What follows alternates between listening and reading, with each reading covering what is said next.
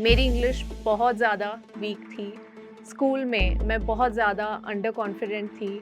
मेरा इस बात पर मज़ाक भी उड़ाया जाता था। इसलिए मैंने एक दिन डिसाइड किया कि इंग्लिश तो मैं अपनी इम्प्रूव करके रहूँगी ही। क्योंकि सच बात तो ये है कि अगर मैंने अपनी इंग्लिश पर मेहनत नहीं की होती, तो शायद ये सब मेरी लाइफ में हो ही नहीं पाता। मेरी केबिन क्रू जॉब लगती ही नहीं।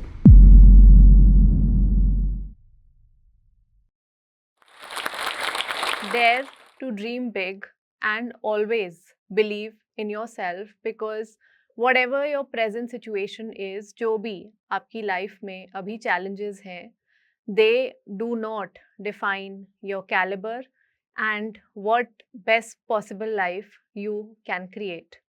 Hi, I'm Arushi Bedi, and first of all, thank you so much, Josh Talks, for giving me this opportunity to be here and to inspire others. It really means a lot. So coming back, I am Arushi Bedi और आज मैं आपके साथ अपनी story share करना चाहती हूँ कि कैसे मैंने एक मिडिल क्लास फैमिली से शुरुआत की जहाँ पर हमेशा बहुत सारे चैलेंजेस थे, फाइनेंशियल स्ट्रगल्स थे। उन सब प्रॉब्लम्स के बाद मेरी journey in becoming a cabin crew with Indigo airlines और उसके बाद also becoming a cabin crew with international airlines, working in business class cabin, very good salary package, traveling so many countries, and then becoming a YouTuber who teaches English and helps others build a career in aviation. But why English? मैं English ही क्यों सिखाती हूँ? क्योंकि सच बात तो ये है कि अगर मैंने अपनी इंग्लिश पर मेहनत नहीं की होती, अपनी खुद की इंग्लिश मैंने इम्प्रूव नहीं की होती, तो शायद ये सब मेरी लाइफ में हो ही नहीं पाता। मेरी केबिन क्रू जॉब लगती ही नहीं। मेरी इंग्लिश बहुत ज़्यादा वीक थी। स्कूल में मैं बहुत ज़्यादा अंडर कॉन्फिडेंट थी। मेरा इस बात पर मज़ाक भी उड़ाया जाता था। मुझे अभी भी याद है, एक बार चीफ गेस्ट आए थे और वो सब बच्चों से एक क्वेश्चन पूछ रहे थे, डिफरेंट क्वेश्चन। तो जब मेरी टर्न आई, मुझसे पूछा गया, "Arushi, what is your ambition?" और मुझे तब एम्बिशन वर्ड का मतलब नहीं पता था। मतलब एक आइडिया था कि शायद मेरे करियर के बारे में पूछ रहे हैं, लेकिन जब आपको कन्फ्यूज़न होती है, आपके अंदर एक डर होता है कि कहीं मैं गलत तो ना बोल दूँ, कहीं सब मुझ पे हँसेंगे तो नहीं? तो मैं इसलिए 2 मिनट ब्लैंक फ्रीज़ ही हो गई कि मुझसे ये क्या पूछ लिया? और तब वो भी समझ गए और उन्होंने कहा, मतलब what do you want to be in life? And उसके बाद मेरे साथ ये चीज़ रिपीट हुई। एक बार मुझे इंग्लिश में प्रेज़ेंटेशन देनी थी और उस प्रेज़ेंटेशन के लिए मैंने इतनी ज़्यादा मेहनत की और मेहनत भी डर से की कि मैं इस बार कोई गलती नहीं करूँगी, कोई गलती ना हो जाए। और जब आप इतने डर से मेहनत करते हो, कुछ क्रिएट करते हो, गलती तो आपसे होगी ही। और मेरे साथ सेम चीज़ हुई। प्रेज़ेंटेशन में मैं बहुत ज़्यादा अटक रही थी, बार-बार मुझे रोका जा रहा था कि इसको ऐसे नहीं ऐसे बोलते हैं, ऐसे नहीं ऐसे बोलते हैं, कि ऐसा एक पॉइंट आ गया कि सब हँसने ही लग गए मुझ पे। और बार-बार ऐसे इंसिडेंट्स जब रिपीट होने लगे, तो स्कूल में होता है ना कि एक चीज़ के लिए आप बार-बार गलती कर दो, तो सब आपको उसी चीज़ के लिए चिढ़ाने लग जाते हैं। अब सोच के लगता है कि बहुत छोटी थी और it's not a big deal, लेकिन जब आप टीनेजर होते हो और जो भी आपकी लाइफ में हो रहा होता है, वो चीज़ उस टाइम पे आपको बहुत ज़्यादा अफ़ेक्ट कर जाती है। तो मेरे साथ भी कुछ ऐसा हुआ और मेरा लैक ऑफ कॉन्फिडेंस और इंग्लिश ना बोल पाना, मेरी सेल्फ रिस्पेक्ट और मेरे पूरे एटीट्यूड पे स्कूल में, मतलब मैं इतनी घबराई हुई रहती थी, चुप रहती थी, सोचती थी कि मुझे इंग्लिश नहीं आती तो मैं कुछ नहीं हूँ, मैं कुछ नहीं कर पाऊँगी। इसलिए मैंने एक दिन डिसाइड किया कि इंग्लिश तो मैं अपनी इम्प्रूव करके रहूँगी ही। क्योंकि होता है ना, जब आपको एकदम बुरा फ़ील हो तो आप डिसाइड करते हो कि मुझे ऐसा दोबारा नहीं फ़ील करना। I won't give anybody the permission to make me feel this way again. तो मैंने अपनी इंग्लिश इम्प्रूवमेंट पर मेहनत करना शुरू कर दिया। चाहे वो 10 मिनट हो, 15 मिनट हो, लेकिन रोज़ मैं अपनी इंग्लिश इम्प्रूव करती थी। उसके बाद मेरा स्कूल ख़त्म हुआ और एक दिन 6-7 महीने बाद केबिन क्रू इंटरव्यू की जॉब आई थी। तो मैं जब वहाँ इंटरव्यू देने गई, उन्होंने मुझसे पूछा, Arushi, could you introduce yourself? और आप यकीन नहीं मानोगे कि अपनी इस प्रैक्टिस की वजह से ही मैं खुद को इंट्रोड्यूस कर पाई। मैंने थोड़ा कॉन्फिडेंस अपने अंदर फ़ील किया पहली बार, और इस वजह से मेरी जॉब लग गई। और जब मुझे ये अंतर दिखा कि इंग्लिश सीखकर जैसे लोग आपको देखते हैं और क्या कुछ पॉसिबल हो सकता है आपके लिए, आई नेवर स्टॉप्ड। इसलिए आज की वीडियो में मैं आपके साथ भी अपनी जर्नी शेयर करना चाहती हूँ। क्या ऐसे टिप्स और ट्रिक्स थे जो मैंने यूज़ किए जिसकी वजह से my English got better, and the confidence that I have today and the life that I have created for myself, all of that would not have been possible without these steps that I took. इससे पहले कि मैं आपको ये बताऊं कि वो steps क्या हैं, इंग्लिश को लेकर दो बहुत बड़े मिथ हैं जिनको लोग इतना बिलीव करते हैं।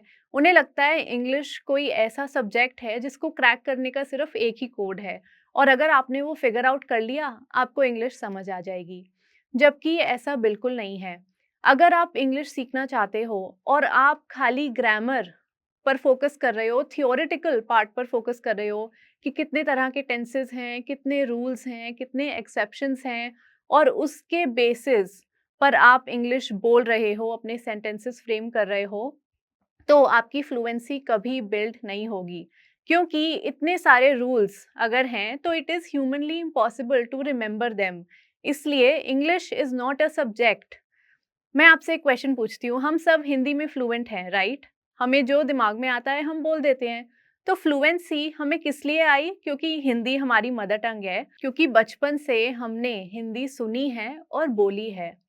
अनदर ऑब्जर्वेशन, आपने देखा होगा कि जो लोग यूएस जाते हैं और उन्हें इंग्लिश बिल्कुल नहीं आती, लेकिन यूएस जाते ही विद इन 1 ईयर या 1.5 ईयर उनकी इंग्लिश एकदम परफेक्ट हो जाती है, और ग्रामर भी एकदम परफेक्ट हो जाती है। अब वो वहाँ जाकर थ्योरी तो सीख नहीं रहे। तो इसलिए इंग्लिश आप तब तक नहीं सीखोगे जब तक आप इंग्लिश बोलना नहीं शुरू करोगे। सो अब जो 7 स्टेप्स हैं उसमें सबसे पहला स्टेप है कि जितनी इंग्लिश आपको आती है उतनी तो बोलना शुरू करो। सबसे बेसिक अपने घर में, जैसे कि अगर मैं थक गई हूँ और मैं सोने जा रही हूँ, उसकी जगह आप बोल सकते हो I am going to bed. अपने पेरेंट्स के साथ ही अगर आप उनसे पूछ रहे हो कि आज खाने में क्या बना है, you can ask them what's for dinner और व्हाट्स फॉर लंच।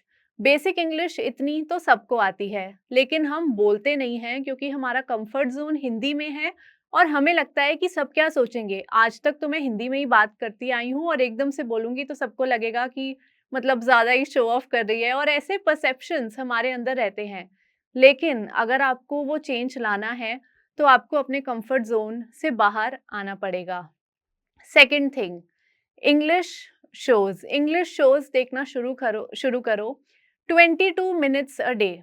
चाहे वो ब्रुकलिन 99 हो या फिर how I met your mother हो, ये शोज बहुत फनी है और इनको एक एजुकेशनल पर्सपेक्टिव से देखो। मतलब जब आप वो एपिसोड देख रहे हो, जो सेंटेंस या वर्ड आपको नहीं समझ आए उसको पॉज करो, उसका मीनिंग सर्च करो, और उसको फिर स्टोरी के कॉन्टेक्स्ट में किस तरह से वो यूज़ हुआ है उसको समझो। स्टार्टिंग में जब आप ऐसे करोगे आपको कॉन्फिडेंस भी आएगा और आपको खुद बहुत सारे सेंटेंसेस मिलेंगे जो आप अपनी लाइफ में यूज़ कर सकते हो। Step 3, start reading 20 pages a day. कोई भी बुक हो, चाहे वो प्राइड एंड प्रेजुडिस हो, गर्ल ऑन द ट्रेन, और even as basic as Harry Potter and its series. 20 pages is just 30 minutes a day. उसको अंडरलाइन करो, सोचो कि इसमें कौन से वर्ड्स हैं या कौन से सेंटेंसेस हैं जिन्हें मैं अपनी लाइफ में यूज़ कर सकती हूँ। स्टेप 4, स्टेप 4 है आपकी स्पीकिंग प्रैक्टिस। अगर आप सब सेंटेंसेस अंडरलाइन कर रहे हो, यूज़ कर रहे हो, लेकिन आप उन्हें बोल नहीं रहे हो अपने फ्रेंड्स के साथ, अपने फैमिली के साथ, क्योंकि आपको बहुत शाय फील होता है, तो उसकी मिरर स्पीकिंग प्रैक्टिस करो, मिरर के सामने बोलो। It is very effective. उसके बाद अगर आपके पास सिनेरियोज़ भी नहीं हैं, कितनी बार लोग मुझे बोलते हैं कि कोई लोग ही नहीं है जिनके साथ मैं ये सब प्रैक्टिस कर सकूँ। तो आप इमेजिन कर सकते हो कि आपसे किसी ने कोई क्वेश्चन पूछा है और आपको वो सेंटेंस एज़ अ रिस्पॉन्स बोलना है। जस्ट इमेजिन आप अकेले भी प्रैक्टिस कर सकते हो अगर आप करना चाहो। Step 4, repetition. ये स्टेप बहुत ज़्यादा ज़रूरी है। बहुत लोग मुझसे पूछते हैं कि मैं वोकैब्युलरी कैसे इम्प्रूव कर सकती हूँ, सेंटेंसेस और कैसे इम्प्रूव कर सकती हूँ, इतने सारे मैं याद करती हूँ पर मैं भूल जाती हूँ। सो रेपिटिशन मतलब अगर आप 10 वर्ड्स याद कर रहे हो डिक्शनरी के वर्सेस 3 वर्ड्स, 10 वर्ड्स जिन्हें आप एक एक बार यूज कर रहे हो वो आप एक हफ्ते में भूल जाओगे। So start small, take 3 words लेकिन make sure you use it more than 10 times, because repetition की वजह से ब्रेन में एक टाइम स्टैम्प हो जाता है और आपको वो चीज़ याद रहती है। होता है ना, कोई गाना जो हमने 5 साल पहले सुना हो और उसको हमने बार बार सुना हो तो उसके लिरिक्स हमें आज तक याद हैं। तो अगर आपको अपनी वोकैब्युलरी इंप्रूव करनी है, सेंटेंसेस चाहिए आपको जो आप यूज़ कर सको, मेक श्योर कि आप एक सेंटेंस हर जगह अलग-अलग सिनेरियोज़ में यूज़ करो so that it stage with you. Next step is chat GPT. आज की डेट में हमारे पास चैट जीपीटी है। अगर आपके पास बुक्स पढ़ने का टाइम नहीं है, शोज़ देखने का टाइम नहीं है, chat GPT is a brilliant tool to improve your English. I have also made a video on what are the 10 best ways in which you can improve your English using Chat GPT. Last tip, mix and match. Mix and match से मैं ये कहना चाहती हूँ कि कितनी बार लोग कहते हैं कि चलो मैंने 5 सेंटेंसेस याद कर लिए, लेकिन मैं पूरी कॉन्वर्सेशन इंग्लिश में कैसे करूँ? मेरा क्वेश्चन आपसे ये है कि आप पहले 5 सेंटेंसेस तो यूज़ करो। फॉर एग्जाम्पल अगर मैंने कोई सेंटेंस याद किया है जो कि है casual introduction which is hi, I am Arushi, nice to meet you, इसकी मैंने प्रैक्टिस की है, तो मैं जब ये लोगों के सामने बोलूँगी मैं अपना नेक्स्ट सेंटेंस हिंदी में भी बोल सकती हूँ। You don't have to speak in English throughout. पहले हम बेसिक्स पर फोकस करते हैं। कितनी बार आप बोल सकते हो hi, I am Arushi, nice to meet you, फिर सामने से वो अपना इंट्रोडक्शन देंगे और आपसे शायद पूछेंगे कि how are you, and then you can say मैं ठीक हूँ, आप कैसे हो। तो ऐसे छोटे छोटे वर्ड्स आप आधी इंग्लिश आधी हिंदी भी बोल सकते हो। They are also powerful enough to create a strong impression. तो ये थी मेरी टॉप प्रैक्टिसेस जिन्होंने मुझे बहुत ज़्यादा हेल्प किया है अपनी इंग्लिश इम्प्रूव करने में। लेकिन अगर आप इन प्रैक्टिसेस के साथ कंसिस्टेंट नहीं हो तो आपको रिजल्ट्स नहीं मिलेंगे। मैंने इन प्रैक्टिसेस को रोज़ फॉलो किया। At least first 90 days I was consistent and उसके बाद I was able to see some results. और जब मेरी कैबिन क्रू जॉब लग गई और जब मैंने देखा कि मेरे अंदर कितना कॉन्फिडेंस आ गया है कि अब मैं इंग्लिश बोल रही हूँ और लोग भी मुझे वो इम्पोर्टेंस दे रहे हैं, रिस्पेक्ट दे रहे हैं। एंड आई नो ये थोड़ी शैलो चीज़ है क्योंकि इंग्लिश हमारी मदर टंग है नहीं, बट सोसाइटी में तो यही इमेज है ना कि अगर आप इंग्लिश बहुत अच्छी बोल पाते हो, people look at you differently. तो मैंने जब वो रिस्पेक्ट फील की पहली बार, जो कि पहले जब मुझे इंग्लिश नहीं आती थी, हाउ आई वाज ट्रीटेड, मतलब ज़मीन आसमान का फ़र्क था। I got addicted to improving my English language and I never looked back. 3 महीने जो प्रैक्टिस मुझे लगती थी, उसके बाद वो एक हॉबी बन गई। इंग्लिश शोज़ मैं देखने लग गई।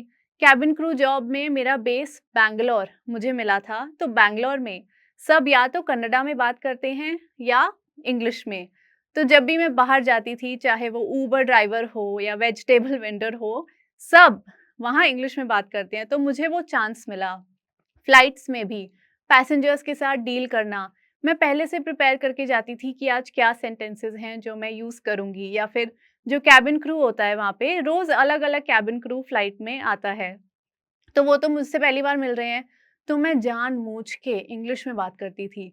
चाहे कंफर्टेबल मैं हिंदी में हूँ, अगर सामने वाला भी हिंदी में मुझसे कुछ पूछ रहा है, I used to really try and answer in English and then I never looked back. जब मुझे स्कोप दिखा कि कितनी सारी अपॉर्च्युनिटीज़ हैं जो मैं अचीव कर सकती हूँ। जैसे जब मैं 21 ईयर्स की हुई, तो इंडिगो में मेरा प्रमोशन हो गया and I became a lead cabin crew in charge and my salary then was 1 lakh rupees a month. Right after that, 4 years later IndiGo में काम करने के बाद मैंने एक इंटरनेशनल एयरलाइन भी ज्वाइन की and I got to travel so many countries, travel the world and everything changed for me. लेकिन जब मैंने इतनी कंट्रीज ट्रैवल किया, मुझे एक बात और पता चली जो मुझे पहले नहीं पता थी, कि इंग्लिश एक बड़ी चीज़ सिर्फ इंडिया में ही है। आप बाहर जाओगे, other countries value their own language. So ये मुझे पहली बार पता चला। मतलब रशिया में आई गॉट लॉस्ट, पेरिस में भी सेम थिंग हैपेंड। अगर आपको फ्रेंच नहीं आती, सब आपको ऐसे देखते हैं कि तुम पागल हो, तुम्हें कुछ पता ही नहीं है। This happened with me. तब मुझे पता चला कि इंग्लिश आना ज़रूरी है, लेकिन इसको इतनी बड़ी चीज़ अपने दिमाग में मत बनाओ। और अगर आप कोई गलती भी कर रहे हो, बी प्राउड ऑफ योरसेल्फ और दूसरों को बोलो कि it is just a language, it is not a big deal. Do not let English affect your self respect, your image, your confidence. ये गलती मैंने की थी। काश मुझे तब स्कूल में पता होता कि ये तो सिर्फ एक लैंग्वेज ही है। तो आप जब उसको एक ऐसे पर्सपेक्टिव से देखोगे कि ये एक लैंग्वेज है और मैं इसको सीख जाऊँगा, वर्सेस कि ये बहुत मुश्किल है, पता नहीं मैं कभी सीख पाऊँगी या नहीं, या मैं कैसे करूँगी, तब आप उसको और डिफ़िकल्ट अपने दिमाग में बना देते हो और उतने ही मुश्किल चांसेस हो जाते हैं आपके उसको मास्टर करने के।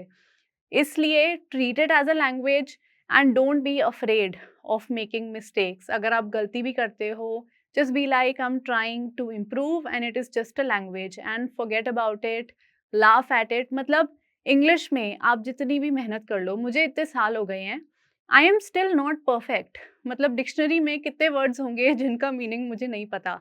You can improve and you can keep improving, but nobody can ever be too perfect in this language. But yes, learning English, being fluent in English opens doors to so many opportunities as it changed my life। मतलब मैं पहले जैसी थी और अब जैसी हूँ, 360 degree shift. इसलिए मैं आप सबको भी बोलूँगी कि कंसिस्टेंट रहो, खुद पर इतना प्रेशर मत डालो और प्रैक्टिस करो। ये मत सोचो कि हफ्ते से मैं प्रैक्टिस कर रही हूँ, मैं परफेक्ट क्यों नहीं हुई, या महीना हो गया। Just keep doing it. जैसे आप जिम भी जाते हो, 2 महीने भी आप जिम करो, तो आपको ऐसे कुछ रिजल्ट्स नहीं मिलेंगे, राइट? तो same way, give at 90 days और 6 मंथ्स और कंसिस्टेंट रहो। English learning is a skill. किसी भी स्किल पर हम काम करें, we can achieve those results. मैं कंटेंट क्रिएटर भी नहीं बन पाती, मतलब कॉन्फिडेंस इतना ज़ीरो था, बट इंग्लिश आने की वजह से today I am camera confident. I am able to inspire so many people to learn English, to join aviation, to believe in themselves। So be patient throughout the process and खुद पर यकीन रखो, खुद पर विश्वास करो, and you will eventually get there। If I could, so would you। Thank you for having me।